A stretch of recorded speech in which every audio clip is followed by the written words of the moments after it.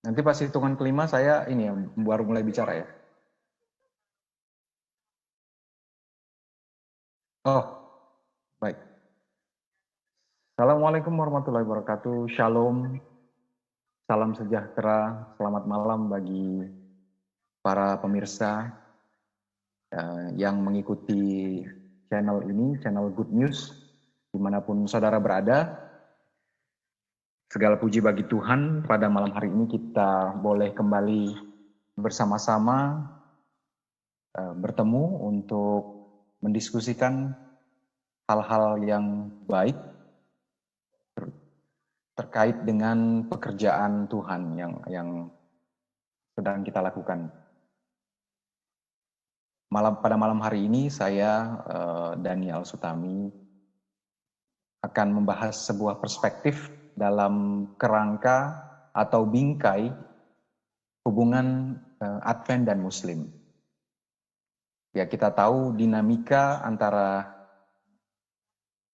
Islam dan Kristen, secara khusus Advent itu dinamikanya lumayan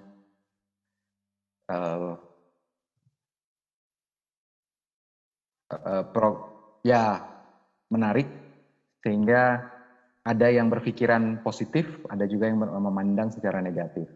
Nah, dalam hal ini perspektif yang akan saya bawakan mungkin akan mengajak kita untuk melihat hubungan antara Advent dan Muslim secara berimbang. Dan seperti sama-sama kita ketahui, saudara-saudara, para pemirsa, bahwa baik Islam, Yahudi, maupun Nasrani sebenarnya berakar dari satu agama atau keyakinan yang sama, yaitu agama Abraham atau agama Ibrahim. Jadi sebenarnya kita ini bersepupu, kita ini sebenarnya masih punya hubungan emosional berdasarkan nenek moyang rohani kita tersebut. Dan kita ketahui bahwa nenek moyang rohani dari agama Yahudi dan Nasrani adalah Ishak, sementara agama Islam nenek moyang rohaninya adalah Ismail. Nah, untuk itulah, tapi kita seperti kita ketahui bersama, figur Ismail dalam keyakinan Nasrani umumnya, karena dia dianggap mewakili atau merepresentasi agama Islam, sering sekali mengundang kecurigaan. Figur ini menjadi figur yang kurang dihargai, kurang dipandang, karena tadi ada sentimen atau prasangka yang muncul antara agama Kristen dan Islam, sehingga figur Ismail sering sekali diabaikan dalam keyakinan Kristen atau keyakinan Alkitabiah. Nah, apakah memang benar seperti itu? Nah, ini adalah sebuah poster yang saya dapatkan dari internet, Google Image ya. Dan di sini kita lihat bagaimana karakteristik atau gambaran Islam radikal itu selalu dikaitkan dengan pernyataan Alkitab mengenai yang kita dapati di Kejadian 16, yaitu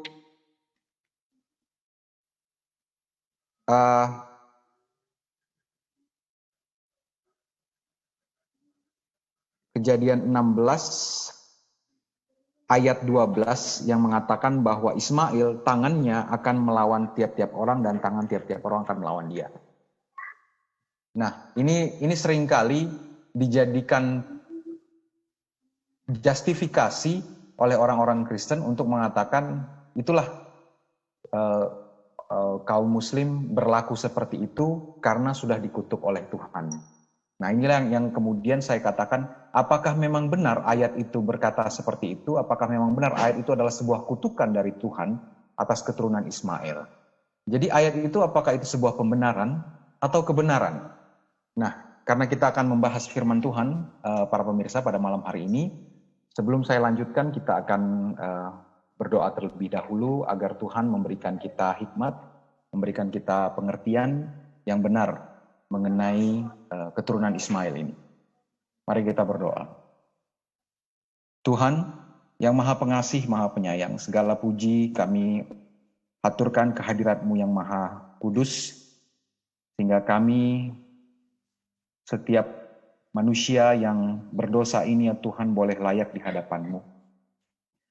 Kami memohon belas kasih-Mu boleh dicurahkan atas kami. Dan kami memohon biarlah hati kami juga dibukakan, pikiran kami juga diterangi, agar setiap pembahasan mengenai firman Tuhan, khususnya pembahasan mengenai keturunan Ismail, boleh membuka wawasan kami dan juga mengubahkan hati kami yang mungkin selama ini salah memahami peristiwa ini ya Tuhan. Ajar-ajari kami ya Tuhan, kiranya roh suci-Mu berkuasa atas hati kami. Dan berkatilah pembahasan kami pada malam hari ini, sertai kami. Karena kami berdoa hanya di dalam kalimat-Mu yang agung, kalimat-Mu yang suci, Isa Masih, yang menjadi juru syafaat dan imam besar kami. Amin. Baik, para pemirsa yang budiman, seperti saya sebutkan di awal tadi, bahwa seringkali ayat Kejadian 16 ayat 12 ini, di mana disebutkan tangan Ismail akan melawan tiap-tiap orang. Jadi Ismail digambarkan sebagai keturunan Ismail dan keturunannya digambarkan sebagai figur yang akan selalu menyusahkan orang-orang di sekitarnya. Nah, kita akan lihat apakah memang benar seperti itu.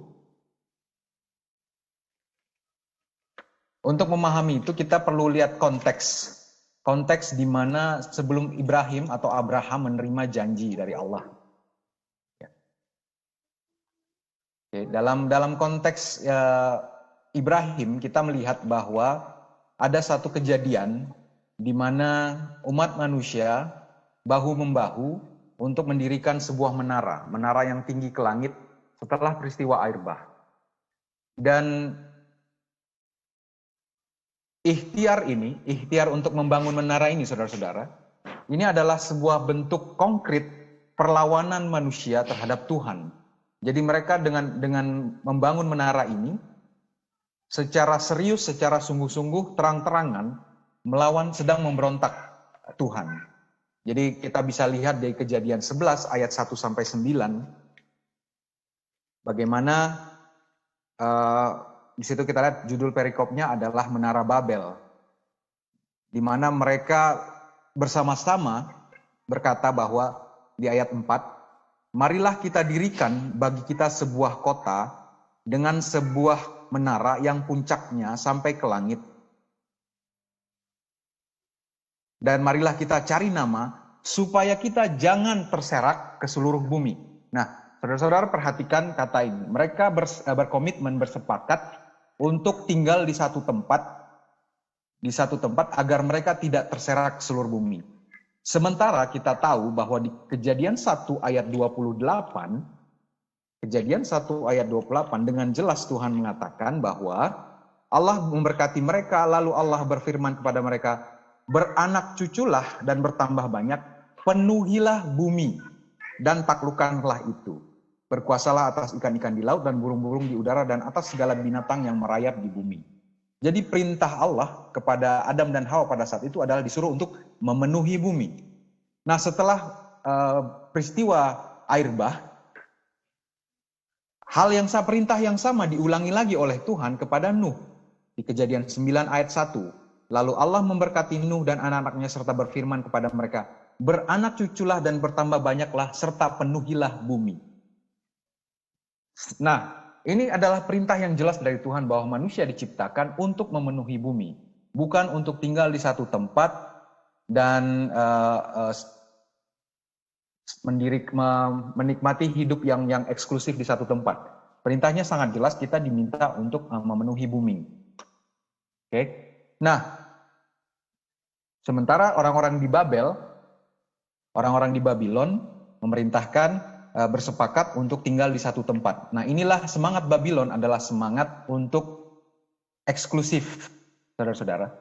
Di mana mereka tinggal di satu tempat, dan kita lihat sekarang semangat itu kembali berulang kita sekarang perhatikan ada banyak pemukiman yang mengusung semangat-semangat sektarian. Jadi ada perumahan khusus agama tertentu. Sehingga benar-benar tidak ingin berbaur. Padahal Tuhan jelas menyuruh kita untuk memenuhi bumi. Nah, dalam konteks seperti inilah kemudian Tuhan mengambil inisiatif untuk memulai rencana keselamatannya. Rencana yang akan dimulai dari satu keluarga. Dan dalam hal ini adalah keluarga Abraham. Inilah janji yang dia katakan kepada Abraham, "Aku akan membuat engkau menjadi bangsa yang besar dan memberkati engkau serta membuat namamu masyhur dan engkau akan menjadi berkat." Nah, perhatikan di ayat Babylon tadi, orang-orang Babylon tadi mengatakan bahwa mereka akan mencari nama mereka sendiri. Dalam Kejadian 11, kita dirikan sebuah kota dengan sebuah menara dan marilah kita cari nama. Jadi di sini manusia, orang-orang Babylon mencoba untuk mencari nama, mencari popularitas, menentukan nasib mereka sendiri dengan inisiatif mereka sendiri. Mereka ingin membesarkan nama mereka sendiri. Sementara kita tahu bahwa dari janji Tuhan kepada Abraham, Tuhan mengatakan, "Akulah yang akan memberkati engkau dan membuat namamu masyhur." Jadi kemasyhuran, kepopuleran, atau kebesaran, keagungan sebuah umat itu Tuhanlah yang berikan, bukan karena usaha manusia. Oke. Jadi kita lihat kontrasnya di sini. Tuhan sebagai bentuk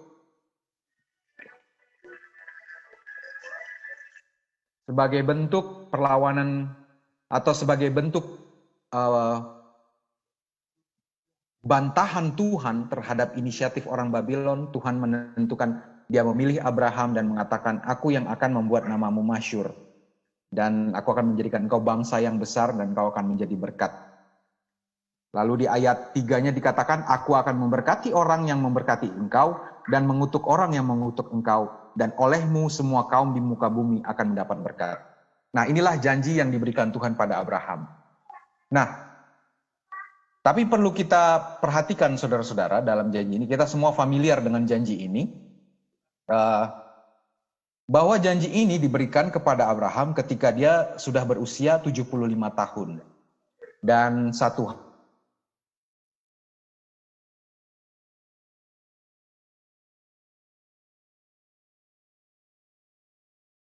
hal yang kita juga ketahui bersama, bahwa yang besar, kita ketahui di Kejadian 11, bahwa Sarah istrinya itu mandul, saudara-saudara. Oke? Jadi ini ada kita melihat berdasarkan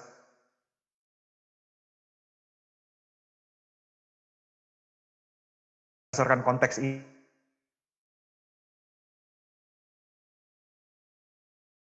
ini kita melihat ada satu, Tuhan bilang di realitanya istrinya mandul. Dan Tuhan tidak memberikan informasi, saudara-saudara, bagaimana caranya Abraham memiliki keturunan. Nah, seringkali orang-orang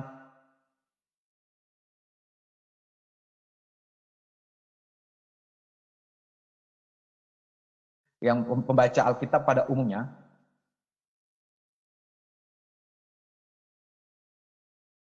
Abraham dan Sarah sebagai orang yang kurang sabar akan menjadi seruat itu situasinya, gitu kan ya. Nah, ini kita bisa ngomong seperti ini karena kita tidak berada dalam posisi mereka.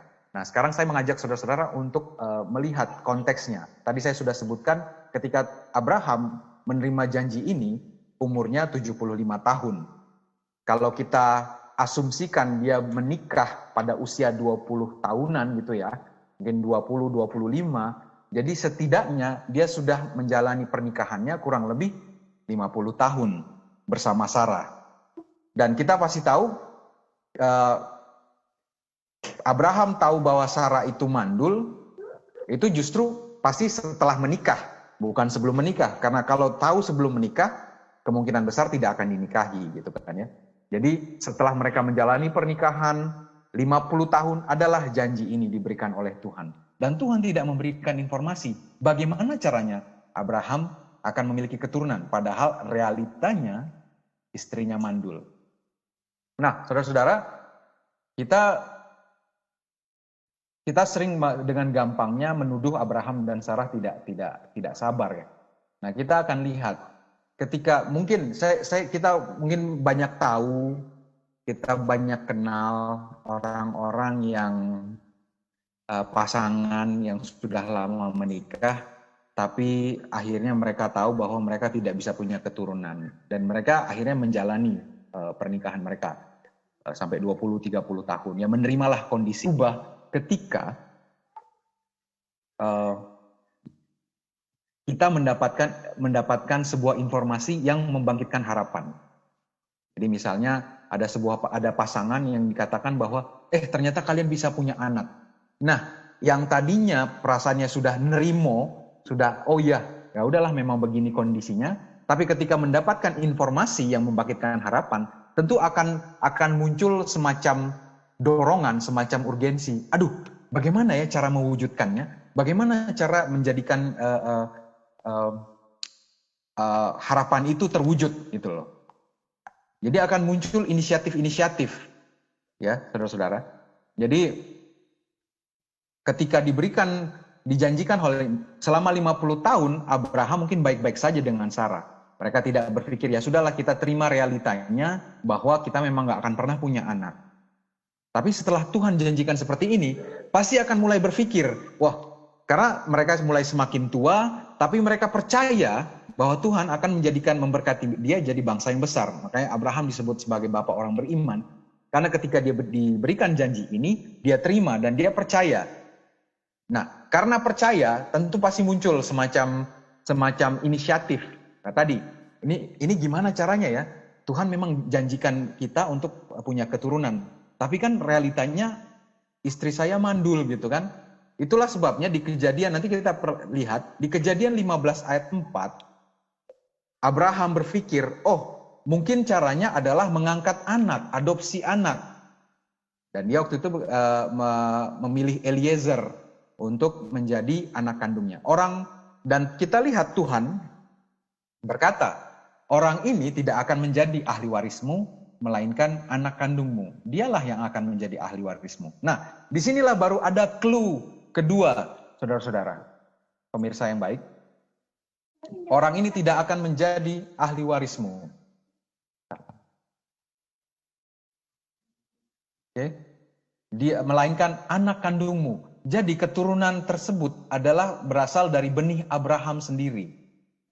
Nah, jadi udah dapat clue yang kedua, tapi itu pun sudah berjalan beberapa tahun setelah janji itu diberikan. Clue-nya adalah dia adalah anak kandung. Tapi tidak disebutkan siapa ibunya. Makanya dari situlah setelah 10 tahun, ya saudara-saudara, kalau saudara baca baik-baik, itu setelah 10 tahun kemudian barulah Sarai mengajukan ide ini. Engkau tahu Tuhan tidak memberi aku melahirkan anak. Karena itu baiklah hampiri hambaku itu, mungkin oleh dialah aku dapat memperoleh seorang anak. Nah, jadi keputusan ini tidak serta-merta langsung diambil, saudara-saudara. Jadi kalau saudara-saudara langsung mengatakan mereka kurang sabar. Kurang sabar apanya? 50 tahun sudah menjalani itu, lalu Tuhan berikan janji pada usia 75 tahun, lalu setelah 10 tahun kemudian baru ada inisiatif ini. Jadi kita harus lebih berempati dengan situasi seperti ini dan tidak lekas menghakimi bahwa kedua pasangan ini tidak sabar ya. Dan ini adalah bentuk rasa percaya mereka juga kepada Tuhan. Dia bilang, ya oke. Sarah dengan kata lain berkata, ya aku tahu aku ini mandul dan aku tidak akan pernah bisa memberikanmu seorang anak. Oleh karena itu dia memberikan hambanya, mungkin oleh dialah aku dapat memperoleh seorang anak. Nah, dan Abraham pun mendengarkan perkataan Sarai. Jadi saya sering bilang ini ayat termasuk ayat favorit untuk para suami ya. Karena biasanya terutama orang-orang yang rindu untuk memiliki istri lebih dari satu biasanya harus bersusah payah meyakinkan istrinya mungkin. Tapi dalam hal ini istrinya sendiri yang menawarkan untuk Abraham menikahi perempuan lain. Oke. Nah, kalau kita perhatikan saudara-saudara, kalau kita baca ayat ini dengan kacamata perjanjian baru, tentu ini bukanlah hal yang tepat. Namun, pada masa Abraham, dalam kultur mereka pada saat itu, adalah sebuah hal yang lazim seorang pria dalam kultur patriarkal itu memiliki seorang anak adalah sebuah hal yang wajar, sehingga kalau misalnya sang istri tidak dapat memberikan keturunan, maka suami berhak untuk menikah lagi. Jadi ini bukan sebuah hal yang salah pada kultur masa itu. Nah, seringkali kita menilai sebuah peristiwa di perjanjian lama, kita lihat dengan kacamata perjanjian baru, makanya tidak ketemu. Nah, oleh karena itu tapi kalau dalam konteks saat itu, ini adalah sebuah hal yang sangat wajar. Oke, jadi dan perlu dicatat bahwa dalam hal ini Abraham itu menikahi Hagar. Jadi bukan hanya sekedar ditiduri atau dengan gampangnya disentuh seperti itu, tapi benar Abraham sebagai keluarga seorang yang terhormat itu menikahi Hagar dalam hal ini. Ya. Dengan begitu status Hagar yang sebelumnya hanya seorang hamba, dia kemudian terangkat, saudara-saudara, menjadi istri Abraham. Tapi kemudian kita tahu disinilah konflik terjadi ketika Hagar mengetahui bahwa dia hamil, dia pun konflik mulai terjadi ketika dia melihat tuannya atau majikannya dalam hal ini Sarai dengan sedikit memandang remeh, ya. Dan hal itu membuat hati Sarai sakit. Maka kemudian Sarai bercerita kepada Abraham, "Penghinaan yang kuderita ini adalah tanggung jawabmu. Akulah yang memberikan hambaku ke pangkuanmu, tetapi baru saja ia tahu bahwa ia mengandung, ia memandang rendah akan aku. Tuhanlah kiranya yang akan menjadi hakim antara aku dan engkau." Nah, perhatikan ya. Nah, ini adalah hal yang ya bisa menjadi pelajaran juga bagi kita. Inisiatif yang seringkali yang diambil oleh Sarai itu kemudian menjadi bumerang baginya, dan dia tidak menyangka bahwa Hagar akan bersikap seperti itu. Dan setelah dalam kondisi konflik seperti ini, maka Sarai mengatakan, "Tuhan kiranya yang menjadi hakim antara aku dan engkau."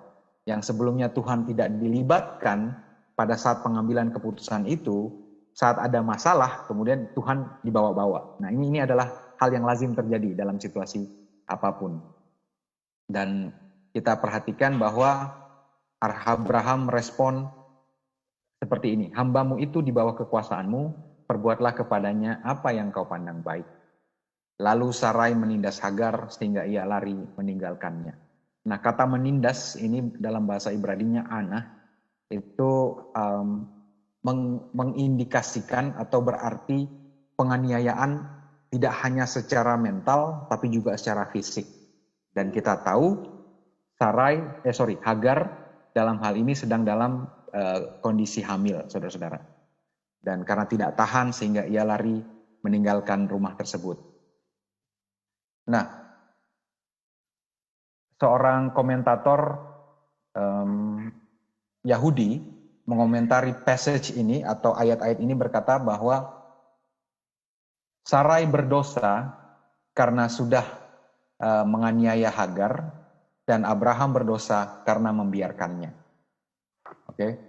Jadi kejadian ini benar-benar buruk sekali, berakhir tragis. Yang tadinya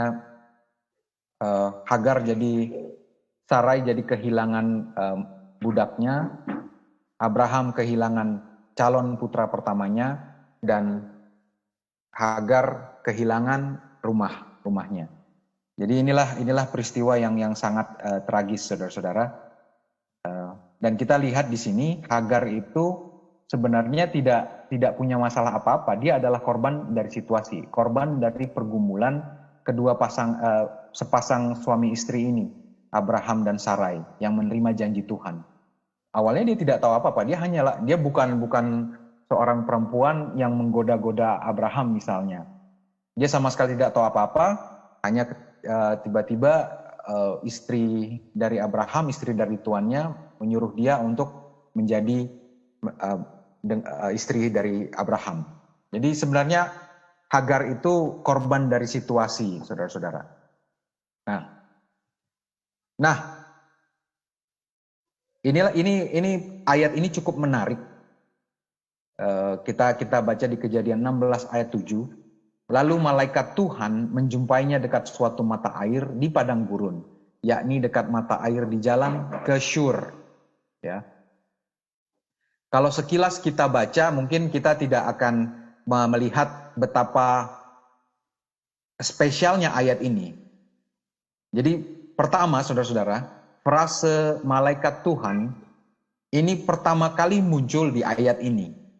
Kalau dalam Alkitab King James Version, tulisannya itu Angel of the Lord, itu pakai huruf besar, Angel of the Lord. Dan diyakini ini adalah teofani atau perwujudan ilahi, atau kalau beberapa orang mengatakan adalah penampakan Kristus dalam wujud preinkarnasinya. Ya, jadi ini adalah Kristus sendiri yang menemui Hagar di mata air di jalan ke Syur. Nah, dari beberapa referensi yang saya baca, daerah Syur ini berada di sebelah selatan Kanaan, berbatasan dengan Kadesh, dan itu mengarah ke daerah Mesir. Oke. Jadi, dan kita ketahui bersama bahwa Hagar ini kan orang Mesir ya. Jadi dia ya, respon alamiah seseorang yang biasanya kabur dari sebuah situasi pasti akan kembali ke kampung halamannya.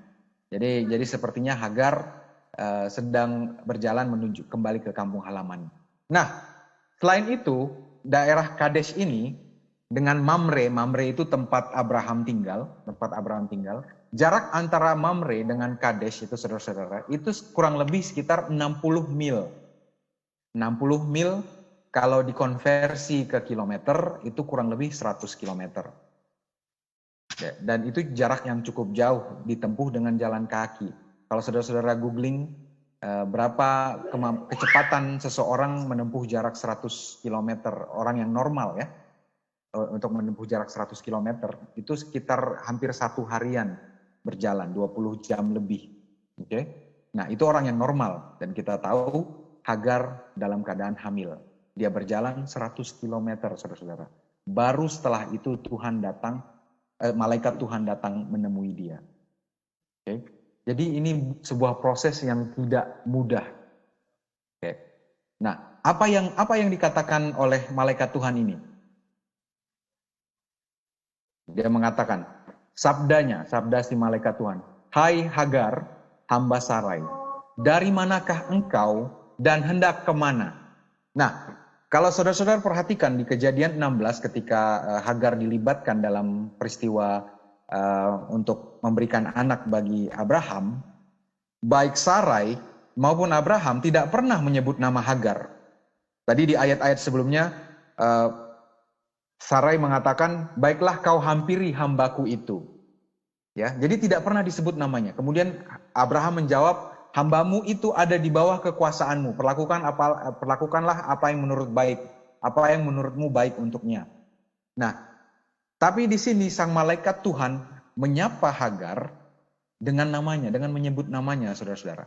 Nah, mungkin hal penyebutan nama ini adalah hal yang simpel dalam pikiran kita. Tapi saudara-saudara, dalam beberapa konteks, dalam beberapa situasi, orang-orang yang level strata sosialnya ada di bawah, ya misalnya orang-orang yang dengan profesi cukup di bawah lah ya, misalnya pemulung atau pengemis atau ya satpam atau apa, penjaga keamanan seperti itu.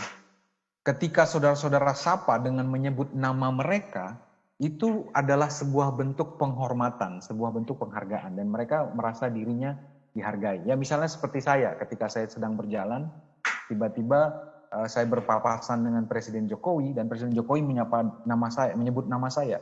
wah Daniel mau kemana gitu. Nah tentu itu akan memunculkan sebuah kondisi psikologis yang sangat positif, di mana hati saya terangkat, wah Presiden Jokowi tahu nama saya gitu. Nah itulah yang dirasakan oleh Hagar. Malaikat seorang pria yang dia temui di padang gurun dekat sumur gitu kan ya, mengenal namanya dan dia tahu profesinya. Hai Hagar, hamba Sarai. Dari manakah engkau dan hendak kemana? Dan kita perhatikan jawabannya, saudara-saudara.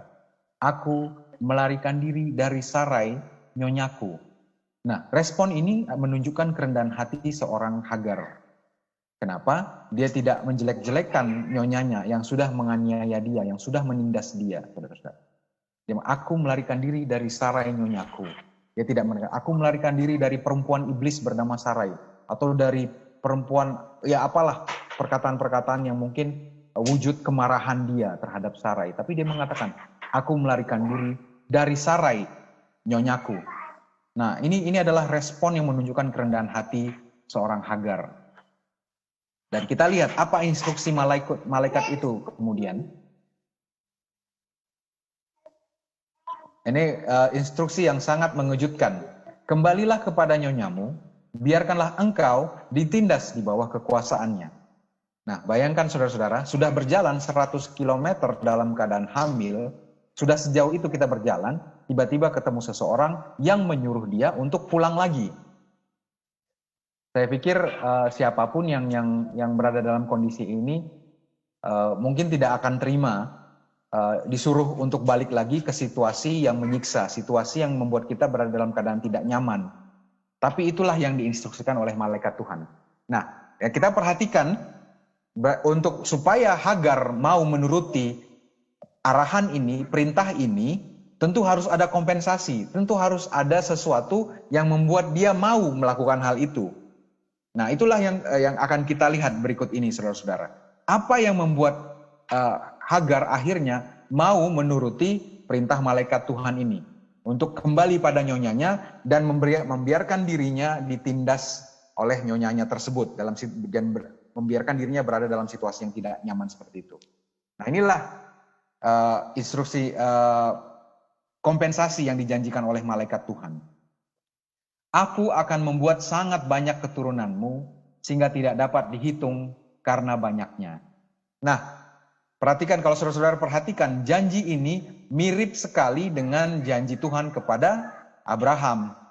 Ya, jadi Hagar adalah perempuan pertama dan satu-satunya di dalam Alkitab yang Tuhan janjikan keturunannya akan menjadi sangat banyak.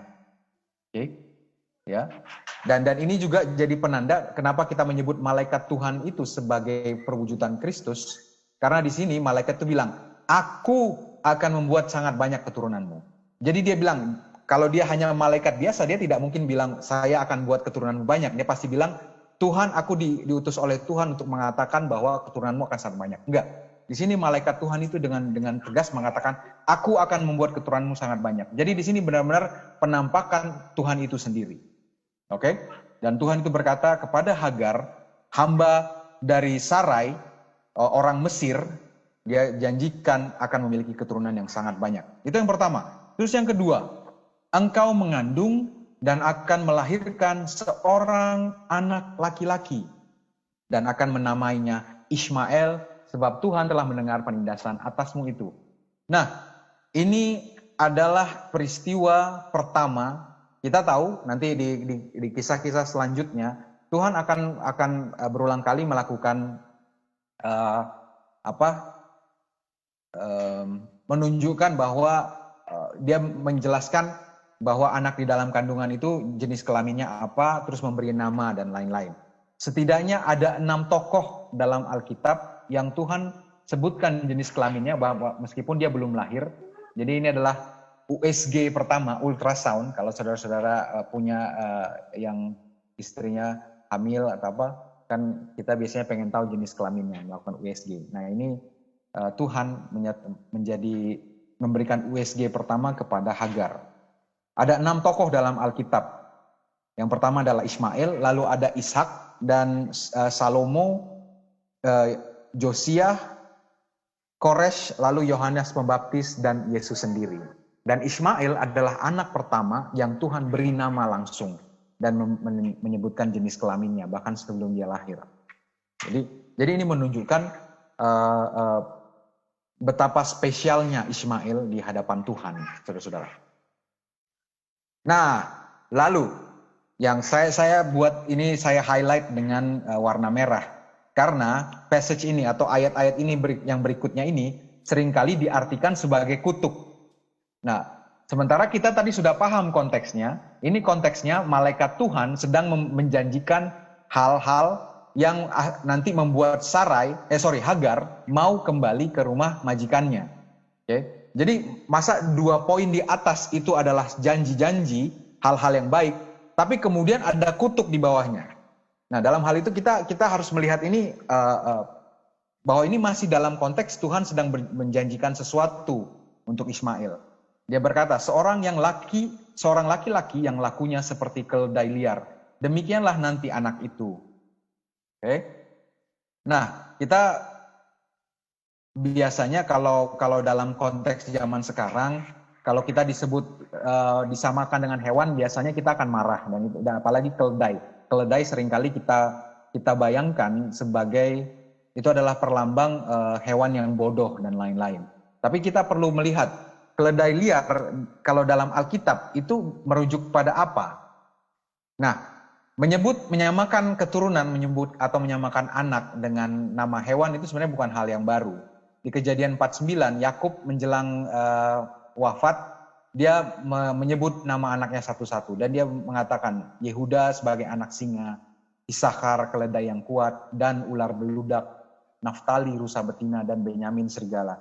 Jadi menyebut anak-anaknya dan menyamakan mereka dengan hewan-hewan tertentu itu bukanlah sebuah kutukan atau bukan sebuah cacian atau makian. Itu adalah hal yang lazim. Nah, jadi apa karakteristik keledai liar, saudara-saudara, berdasarkan Alkitab?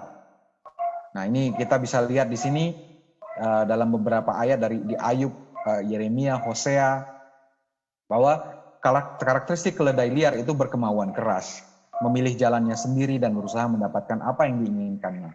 Habitatnya ada di padang gurun, diberikan oleh Tuhan padanya. Dia tidak melarikan diri dari apapun, selalu bebas. Dia memiliki gaya hidup nomadik, berpindah-pindah, dan menolak kemapanan. Nah, semua karakteristik ini sedang menunjukkan gaya hidup orang Arab Badui nanti. Jadi ini semacam sedang menunjukkan nanti beginilah gaya hidup, cara hidup keturunan Ismail.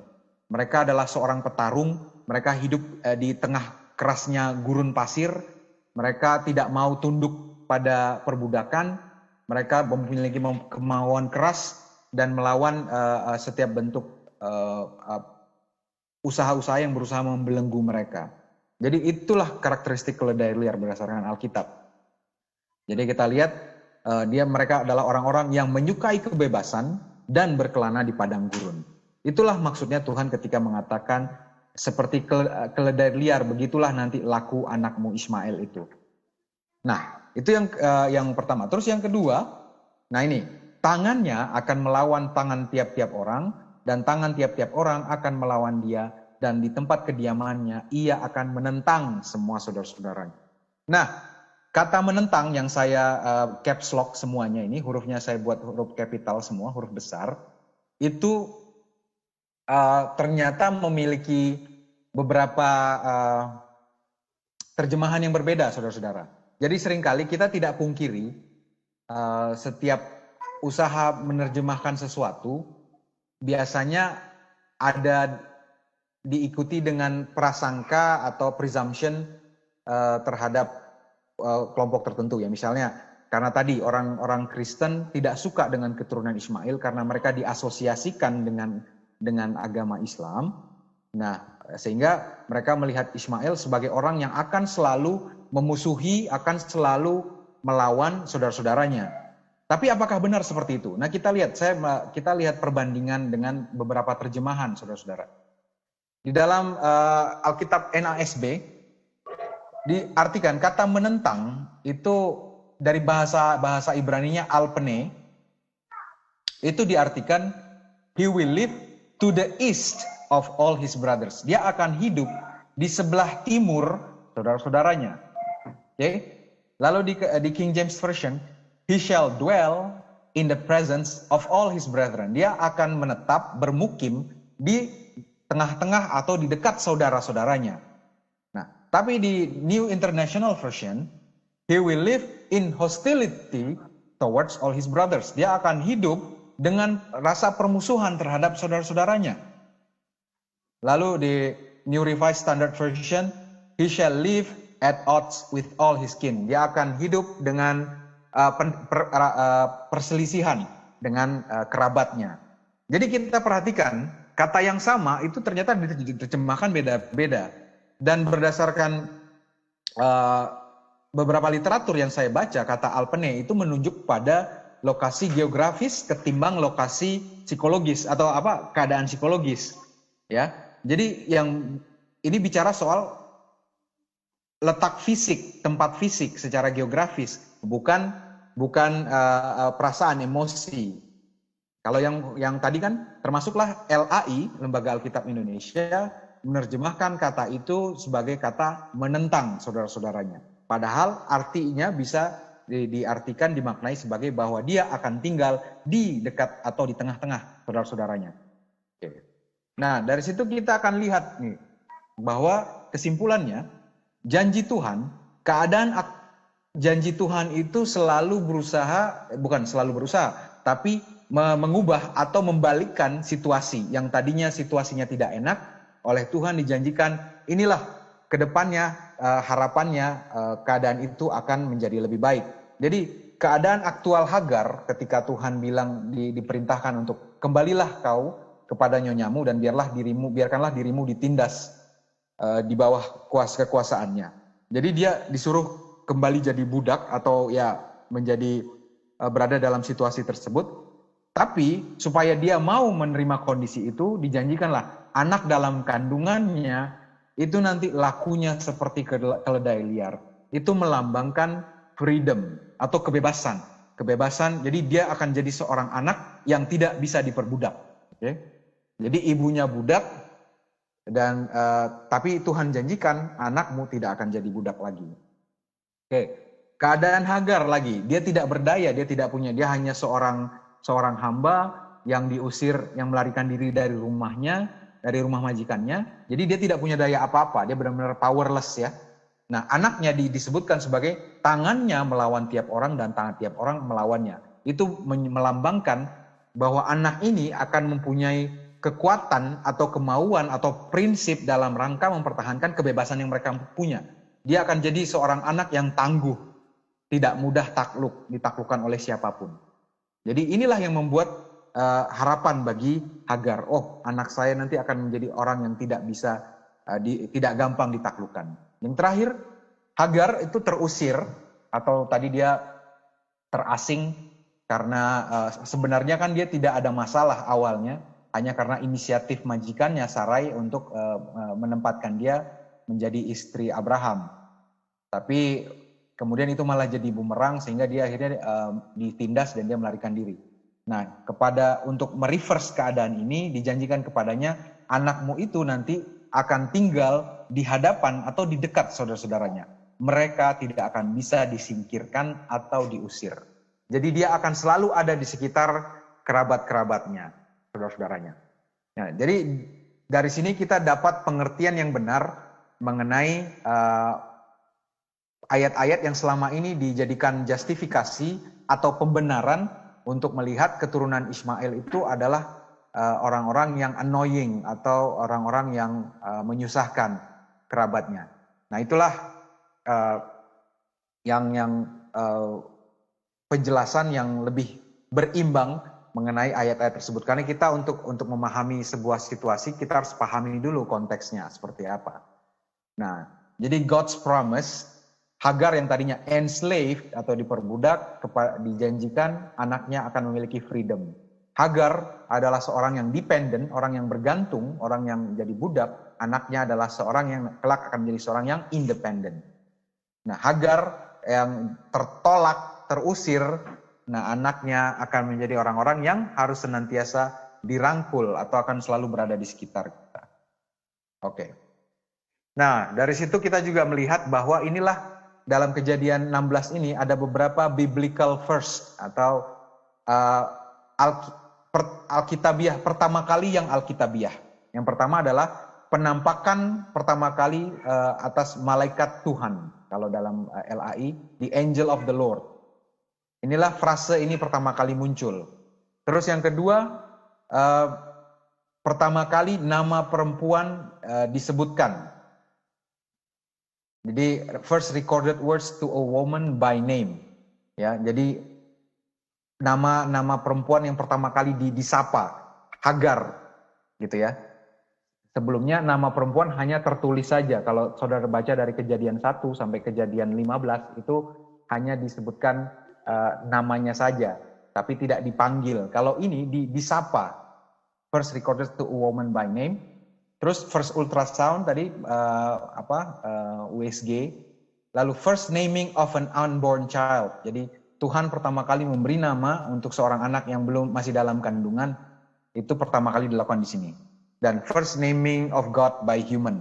Nah, di sini nanti kita baca di Kejadian 16 itu Sarai menyebut Tuhan sebagai El Roi. Dia menyebut Tuhan sebagai El Roi. Menyebut malaikat Tuhan sebagai El Roi. Itu adalah sebutan yang diberikan oleh Hagar kepada malaikat Tuhan yang dia temui. Nah, nanti kita akan, ini baru pendahuluan saudara-saudara untuk lebih jauh mengenali bagaimana keturunan Ismail dan bagaimana dinamika hubungannya dengan keturunan Ishak sebagai anak yang dijanjikan. Iya, benar, anak yang dijanjikan adalah Ishak, dan kita tahu nanti Tuhan akan menggenapi janji yang diberikan kepada Abraham pada saat dia umur 75 tahun, tapi baru digenapi pada saat dia berumur 99 tahun. Ya. Jadi kebayang sudah 24 tahun berjalan baru janji itu digenapi. Jadi begitulah proses perjalanan iman Abraham. Dan nanti anak-anak yang berasal dari gundik-gundik Abraham, yaitu Hagar dan Keturah, itu akan disebut sebagai Children of the East, atau kita menerjemahkannya sebagai Bani Timur. Tetapi kepada anak-anaknya yang diperolehnya dari gundik-gundiknya, ia memberikan pemberian, kemudian ia menyuruh mereka yang masih pada waktu ia masih hidup, meninggalkan Ishak anaknya dan pergi ke sebelah timur, ke tanah timur. Itulah sebabnya nanti mereka akan disebut sebagai Children of the East. Oke. Nah, nanti pada pertemuan selanjutnya kita akan melihat dinamika hubungan antara keturunan Ishak dan keturunan Ismail dalam perjalanan umat Tuhan. Bagaimana kerjasamanya, dinamikanya, dan lain-lain. Kita akan melihat ternyata banyak sekali hal-hal positif. Bahkan sampai nanti ketika bicara kedatangan Yesus yang pertama atau kedatangan Isa yang pertama, itu akan juga melibatkan keturunan Ismail. Dan itu akan kita bahas dalam pertemuan selanjutnya, yaitu ketika kita bicara sejarah kerjasama antara keturunan Ishak dan keturunan Ismail dalam Alkitab. Itulah pelajaran yang menjadi pendahuluan untuk diskusi kita yang akan kita lanjutkan dalam pertemuan berikutnya. Semoga bisa menjadi membuka wawasan kita, meluruskan pengertian kita yang selama ini keliru, yang selama ini didasari oleh prasangka karena melihat perilaku atau prejudis terhadap saudara-saudara sepupu dari keturunan Ismail. Demikian yang bisa saya sampaikan. Kita akan berdoa, kita akan tutup dengan doa. Maha besar Tuhan, Khalik alam semesta kami, Tuhan yang maha pengasih dan penyayang, terima kasih pada malam hari ini kami boleh memperbincangkan, mendiskusikan, membahas, mengkaji sebagian dari firman-Mu ya Tuhan, terutama mengenai janji yang Kau berikan kepada keturunan Ismail. Ismail adalah tokoh atau figur yang seringkali diabaikan oleh kami yang meyakini kami adalah keturunan rohani dari Ishak. Tapi kami percaya Tuhan, karena Engkau telah berjanji kepada Ismail, Kau juga menitipkan banyak sekali hal-hal baik di mana kami boleh juga belajar darinya dan kami boleh bekerja sama dalam menyelesaikan pekerjaan-Mu yang agung di muka bumi ini. Tuhan, ajari kami selalu untuk membangun pengertian yang benar, bahwa kami tidak bergerak atas dasar kebencian atau prasangka, dan kami mau untuk semakin kami mengenal Engkau, mengenal hati-Mu, kami juga akan semakin mengerti dan mengenal orang-orang di sekeliling kami, terutama saudara-saudara kami dari keturunan Ismail. Terima kasih ya Tuhan atas firman-Mu yang begitu indah, atas firman-Mu yang begitu ampuh dan mengubahkan. Ubahlah kami semua dalam menjadi memiliki orang yang memiliki pengertian yang benar. Kami serahkan hidup kami ke dalam tangan-Mu. Terima kasih ya Tuhan, kami berdoa hanya dalam nama Isa Al-Masih, menjadi juru syafaat dan imam besar kami. Kami berdoa dan ucap syukur. Amin.